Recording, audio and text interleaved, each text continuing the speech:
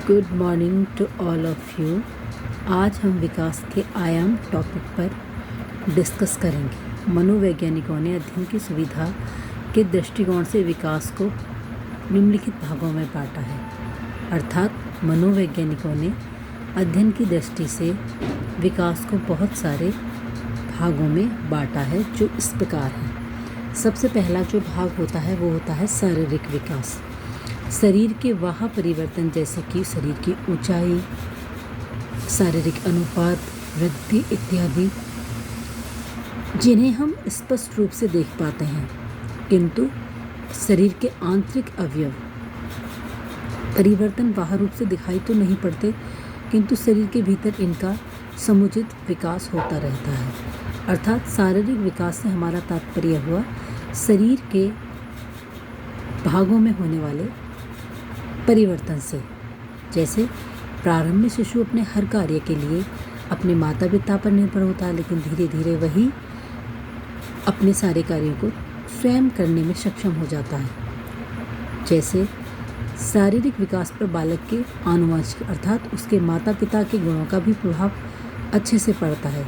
जिसके माता पिता जिस तरीके के गुणों को रखते हैं, वैसे ही गुण उसके माता पिता के उस बच्चे में आपको स्पष्ट रूप से दिखाई देने लगते हैं। इसके अलावा बच्चे के परिवेश अर्थात वो जिस माहौल में रह रहा है और उसकी देखभाल का भी उसके शारीरिक विकास पर प्रभाव पड़ता है। यदि बच्चे को खाने के लिए उच्च आहार मिलता है अर्थात उसे अच्छा खाना मिलता है, तो उसके विकास की जो गति है वो अच्छी हो, ऐसी हम आशा कर सकते हैं। बालक की वृद्धि एवं विकास के बारे में शिक्षकों को पर्याप्त नॉलेज होनी चाहिए, क्योंकि जब शिक्षकों को इसकी पर्याप्त नॉलेज होगी, ये इसलिए बहुत अनिवार्य हो जाता है क्योंकि बच्चों की रुचियाँ, इच्छाएं, दृष्टिकोण एवं एक तरह से उसका पूर्ण व्यवहार, शारीरिक वृद्धि और विकास भी इस पर निर्भर करता है। बच्चे की शारीरिक वृद्धि एवं विकास के सामान्य ढांचे से परिचित अध्यापक यह जान सकता है कि विशेष आयु के स्तर पर बच्चों में क्या क्या आशा की जा सकती है। यह हुआ पहला आयाम, शारीरिक विकास। इसके दूसरा आयाम है मानसिक विकास अर्थात कॉग्निटिव डेवलपमेंट या संज्ञानात्मक विकास। संज्ञानात्मक या मानसिक विकास से तात्पर्य होता है सभी मानसिक योग्यताओं एवं क्षमताओं में होने वाला विकास, जिसके परिणाम स्वरूप विभिन्न प्रकार की समस्याओं को सुलझाने में बच्चा जो है वो सक्षम हो पाता है।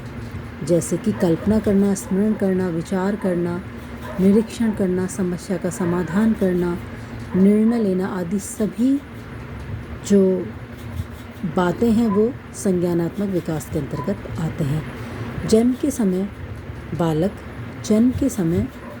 बालक एक कच्ची घड़े के समान होता है। उसे किसी भी प्रकार का ज्ञान नहीं होता, लेकिन धीरे धीरे आयु बढ़ने के साथ साथ उसमें मानसिक रूप से विकास होने लगता है। संज्ञानात्मक विकास के बारे में शिक्षकों को पर्याप्त जानकारी इसलिए भी होनी चाहिए क्योंकि इसके अभाव में वह बालकों के इससे संबंधित समस्याओं का समाधान भी नहीं कर पाएंगे। यदि कोई बालक मानसिक रूप से कमज़ोर है तो उसका उपचार कैसे किया जाए, इसके लिए भी यह जानना जरूरी है। विभिन्न अवस्थाओं और आयु स्तरों बच्चों की मानसिक वृद्धि और विकास को ध्यान में रखते हुए उपयुक्त पाठ्य पुस्तकें तैयार करने में भी सहायता मिलती है। इसके बाद विकास का तीसरा आयाम है सामवेगिक विकास। सामवेगिक विकास, संवेग जिसे हम भाव भी कहते हैं, का अर्थ होता है ऐसी अवस्था होती है जिसमें कि व्यवहार जो है वो प्रभावित होता है। भय करना, क्रोध करना, घृणा करना इत्यादि संवेग के उदाहरण हैं। बालक में आयु बढ़ने के साथ साथ इन सभी का भी विकास होता रहता है।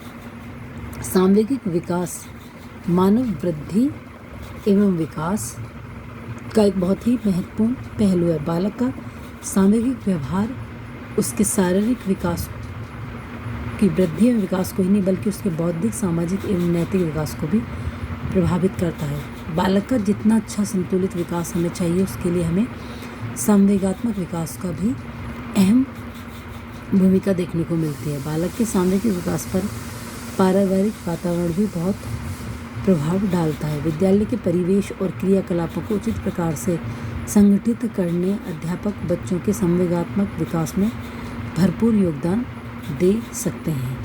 तो आज हम इन्हीं पॉइंटों पर डिस्कस करते हैं। हमारा अगला डिस्कस होगा क्रियात्मक विकास।